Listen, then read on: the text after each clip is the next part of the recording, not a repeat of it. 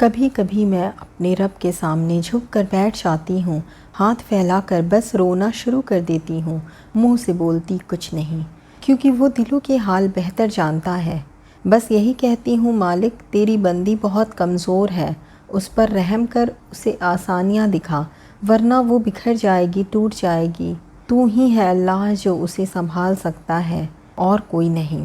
ہمیں لگتا ہے کہ شاید اللہ ہمیں مصیبت میں اس لیے ڈالتا ہے کہ اللہ کو ہم سے پیار نہیں ہے، جبکہ حقیقت تو یہ ہے کہ یہ مصیبتیں ہمارے اپنے ہاتھوں کی کمائی ہوئی ہوتی ہیں۔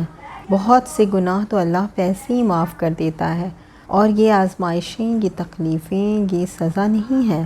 اللہ تو اپنے بندے کو چبھنے والے ایک کانٹے کے بدلے بھی اس کو گناہ معاف کر دیتا ہے۔ تم اللہ کی محبت کو سمجھتے کیا ہو؟ تمہاری تو عقل ہی نہیں اتنی کہ تم اللہ کی مصلحتوں اور پلاننگز پہ سوال کر سکو۔ تم اگر دیکھ لو کہ اللہ کیسے تمہیں اور تمہارے معاملات کو سنبھالتا ہے تو تم کبھی اللہ کی پلاننگز پہ سوال نہ کرو گے۔ اللہ پرفیکٹ ہے، انسان پرفیکٹ نہیں ہے، انسان کی عقل پرفیکٹ نہیں ہے، اس لیے اللہ کی پلاننگز پہ سوال نہیں کیا کرو، بس توکل کرو۔ ایک وقت آئے گا جب تمہیں سمجھ آئے گی کہ اللہ بہترین کرنے والا ہے، اور تم شکر ادا کرو گے اس دن۔ اللہ تم سے